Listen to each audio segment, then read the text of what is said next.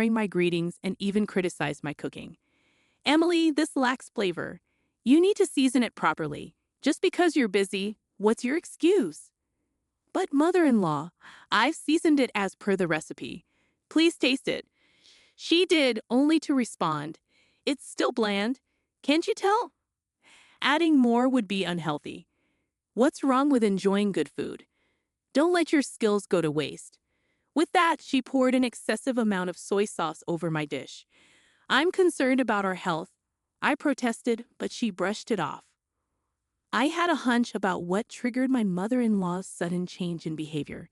It stemmed from an incident at my niece's birthday party hosted at our home. My husband has two sisters, both married and living separately. Despite our limited interactions, they've always been kind, even offering to intervene if I faced any issues with my mother-in-law. Their husbands are also pleasant individuals. During the party, which celebrated my older sister-in-law's daughter turning 5, I assisted my mother-in-law in the kitchen. The dining table boasted an array of dishes, each clearly labeled with its creator. As the festivities commenced, my sister-in-law remarked, "Our daughter adores the omelette rice from Emily's restaurant. Having it here today is a treat." "I actually make the omelettes at work," I responded, prompting praise from the birthday girl herself.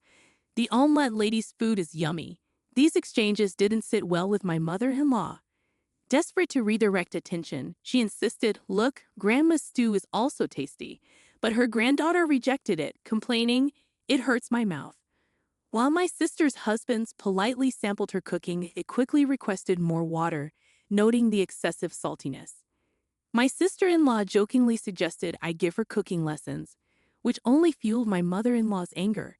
She stormed out of the room, refusing to return. I regretted agreeing to cook for the party, but my mother-in-law had requested it, leaving me no choice. The tense atmosphere led to an early end to the celebration.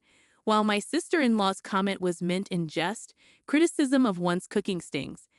It likely hurt my mother-in-law, who had prepared the food with hopes of delighting everyone. That night, I apologized to her, acknowledging any overstepping. Her response was cold, "Don't get too comfortable. You're just a freeloader." The next morning marked the beginning of relentless bullying from my mother-in-law. She would season the breakfast I prepared without even tasting it. If it didn't meet her standards, she disposed of it in front of me. Seeking solace, I turned to my husband, Chris. His response was dismissive, suggesting I was overreacting and should have obeyed his mother. He also started coming home later, using work as an excuse, even skipping his niece's birthday party. This behavior shattered any illusions I had about the kind of man he was, despite us being married for only 6 months. Our marriage was crumbling, and the thought of divorce crossed my mind. However, with just 6 months of marriage under our belt, I hesitated, knowing it would upset our parents. Then things took a turn for the worse. My mother-in-law slipped on the stairs, injuring her leg. Despite offers from my sister-in-law to assist, my mother-in-law insisted on my help, stating, "You're technically the wife, so you should at least do this much. It's absurd to rely on my daughter." From then on, I was at my mother-in-law's beck and call, even for trivial tasks. She began contacting me during work hours, forcing me to request time off repeatedly. Although my co-workers assured me it was fine, I felt guilty and eventually resigned from my job. It seemed my mother-in-law had been waiting for this moment, mocking me, "Can't handle your prestigious job anymore, can you?" How pathetic! Suddenly, day and night, my mother-in-law summoned me incessantly, leaving me no time to rest. Whenever I attempted to discuss things with Chris, he was increasingly absent, claiming to sleep at his office, though I doubted his words. My decision was made, but I couldn't leave without making a move, so I resolved to seek revenge. During breakfast one morning, I broached the topic. I want a divorce. They both looked shocked, dismissing my request with scorn. "What nonsense! We've barely been married a year. You'll be the laughingstock. Accusing me of infidelity? Absurd. You're embarrassing us, Emily. You're way out of line." Despite their mockery, I stood firm. Chris is always absent. My mother-in-law only knows how to bully. Who'd want to endure that? I'm filing for divorce. My decision stands. My resolute stance alarmed them, prompting Chris to stutter an apology. We're sorry. I'll try to come home earlier. You can even stay at your parents' for a while. But my mom's injured and I have work. Can't you stay until she recovers? Though he struggled to apologize, his sincerity was evident. I've been immature. I'm sorry. Can't you reconsider? I reluctantly agreed.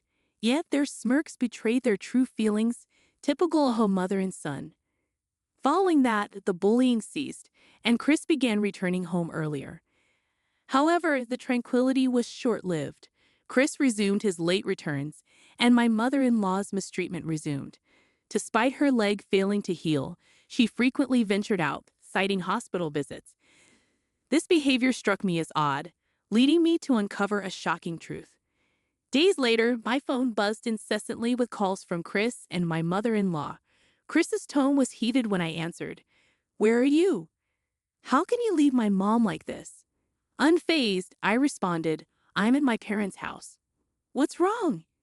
"You said I could go." "What are you saying?" "My mom's leg isn't better, right?" In the background, I heard my mother-in-law causing a commotion. "Regardless, I won't return. Please communicate through a lawyer," I declared before hanging up. Following that ordeal, I relished the peaceful moments at my parents' home. They pampered me with my favorite meals, and I reciprocated by cooking for them. When my mother praised my cooking as the best, tears welled up in my eyes. A few days later, I received an unexpected call from my dreaded mother-in-law. She apologized for her past behavior and extended an invitation to her upcoming birthday party, insisting I attend. The celebration would take place at a chic restaurant near the station, renowned for its new French-trained chef and authentic cuisine. Though not obligated, I saw it as an opportunity and accepted eagerly. My mother-in-law was thrilled, emphasizing the importance of my presence and promptly sharing the details. On the day of the birthday party the following week, Chris and my mother-in-law awaited me at the restaurant entrance. As I approached, Chris wore a smirk, and my heart sank. The gathering mirrored the previous one. Two sets of sister-in-laws with their husbands and a little girl, alongside my mother-in-law, husband, and myself, totaling 8. The impending divorce remained a secret, with instructions to disclose it after the meal. Amidst the anticipation, the sister-in-laws and their spouses arrived. "Emily, it's been too long. You look stunning as always," they greeted warmly. With everyone present, we proceeded into the restaurant. However, our party of 8 seemed to puzzle the waiter. "Is the reservation for 7 people?" "We're 8, he questioned. Before I could respond, my mother-in-law interjected loudly, "The reservation is indeed for 7. We prefer this person to be seated separately, please," pointing at me as she spoke. As I was pushed forward, confusion painted the faces of the sister-in-laws and their husbands, while Chris and my mother-in-law exchanged smirks. "Ha, so this was their plan. How amusing. Emily has a surprise, doesn't she?" My mother-in-law declared, revealing the supposed surprise at her own birthday party, much to my bewilderment.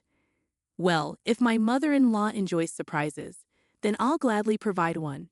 "Emily, is it true?" The sisters-in-law appeared concerned, prompting my response, "Yes, indeed." I had hoped to keep it under wraps, but my mother-in-law caught wind of it. "Pardon me, is there an available seat?" I inquired of the waiter, who kindly led me to a seat out of sight from my in-laws, a welcome relief. While they enjoyed their meal, including a specially prepared kids' meal for one of the sisters-in-law's daughters, I remained out of their view. The atmosphere seemed pleasant. The young girl exclaimed joyfully, "Wow! This tastes just like my sister's omelet." Her sisters echoed similar sentiments, praising the food's deliciousness. My mother-in-law beamed with pride, boasting, "You see? Since the chef changed, the flavors have vastly improved. Wait until you try the meat dishes after this," she boasted, with my husband nodding in agreement. Then came the moment my mother-in-law had eagerly awaited, the arrival of the meat dish she had boasted about. A tantalizing plate was placed in front of my sister-in-law and her husband. However, as minutes passed, no food arrived for my mother-in-law and husband. Growing impatient, they beckoned the waiter, demanding answers. "What's the holdup?" My mother-in-law's voice boomed, the loudness seeming out of place in the elegant restaurant, prompting grimaces from nearby patrons. The chef himself will serve your dishes. Please be patient, the waiter calmly responded, to which my mother-in-law retorted, "Oh, really? Is it because we're regulars?" Despite her tone, she didn't appear entirely displeased. "Apologies for the delay," they muttered, clearly expecting a waiter but were met with shock when they saw who brought their dishes. Their eyes widened in disbelief as they gazed upon me, donning a chef's coat. "What? Emily, what's going on?" "Ah, so this is what a surprise feels like. Emily, you never fail to surprise us." Despite the sisters-in-law's amazement, my husband and mother-in-law wore expressions that clearly said, "This isn't what we had planned." Ignoring their reactions, I proceeded to serve the dishes without a care in the world. "I've prepared this dish especially tailored to your tastes," I announced as I placed a peculiar black lump smothered in rich soy sauce in front of my mother-in-law. With a flourish, I poured even more soy sauce onto it. She stood frozen, clearly taken aback. And for our special guest, I continued, presenting a plate adorned with an assortment of batteries, ranging from double A to D. "To add an extra kick, please help yourself to some soy sauce," I added, setting a whole bottle in front of my husband. After all, he's always buzzing about work, I quipped, arranging the batteries for my electrician husband, even selecting the priciest ones available at other electronic stores.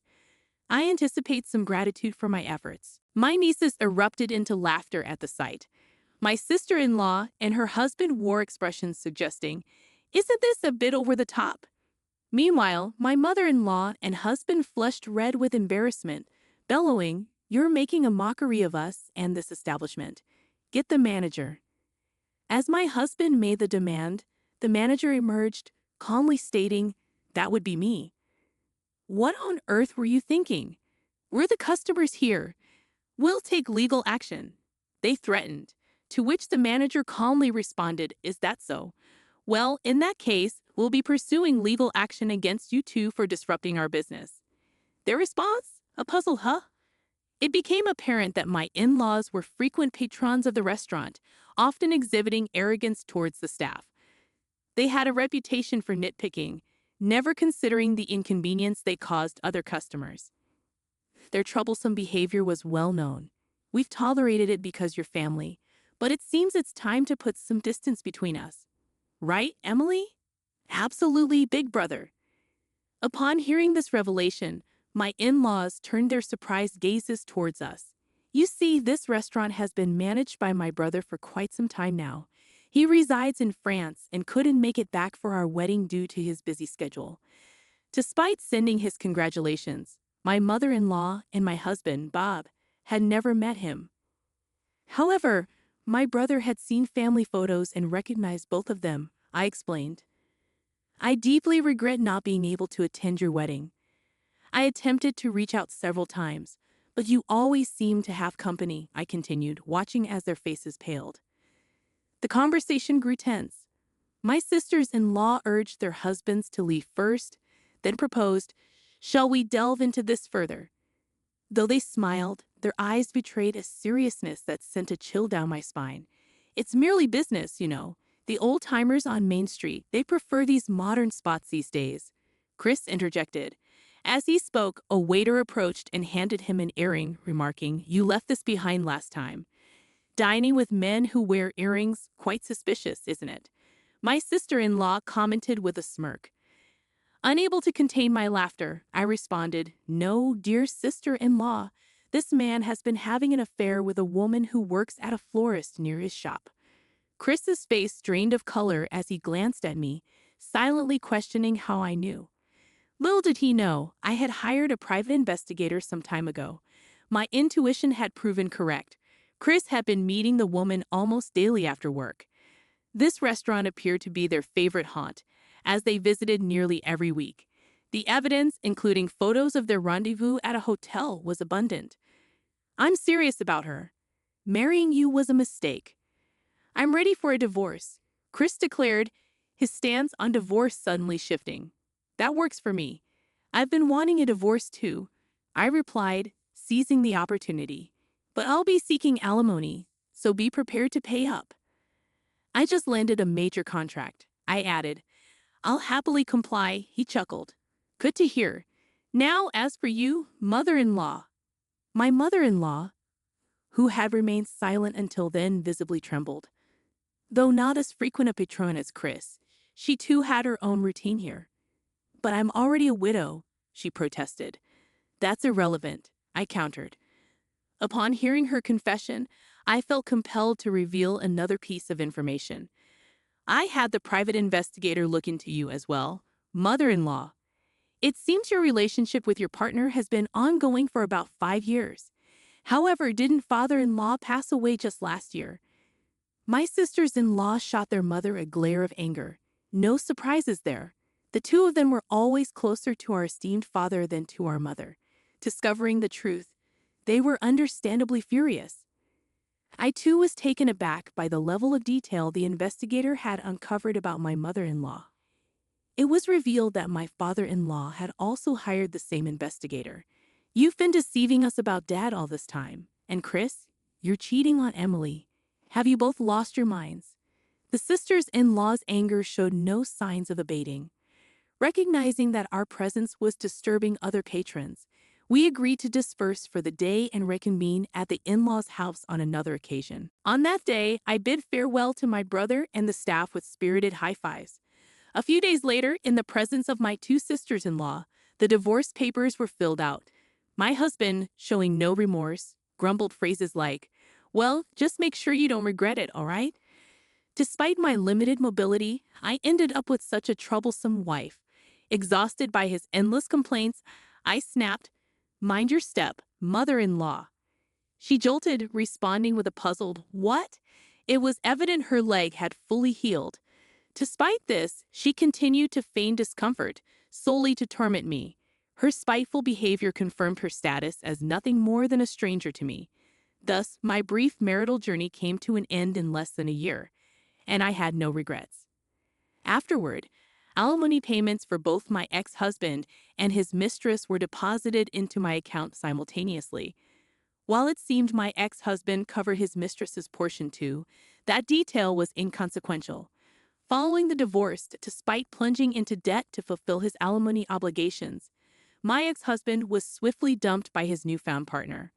Later, I discovered from my sister-in-law that the woman was notorious in her hometown as a homewrecker. Despite my ex-husband boasting about securing a major contract, it transpired that the restaurant was filled mostly with regular customers on the day we visited. As we exited the restaurant, following an encounter with the complaining couple, applause erupted in our wake. My brother confided in me, saying, "I heard from our other sibling that the reservation was only for 7 people, so I assumed there wasn't room for me anyway, which is why I went along with the plan." As expected, they are now prohibited from ever setting foot in the restaurant again.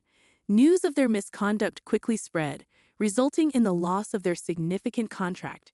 It's a fitting consequence, I suppose. Their electronics store seemed to thrive on trust, but their future success is now uncertain. As for my mother-in-law, she too suffered repercussions. Not only was she abandoned by her partner, but her poor health led to a diagnosis revealing that her long-term dietary habits were to blame. Despite treatment, her body will never fully recover.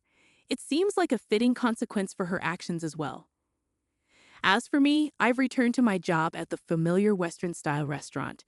Despite the tumultuous events, my colleagues warmly embraced me back into the fold.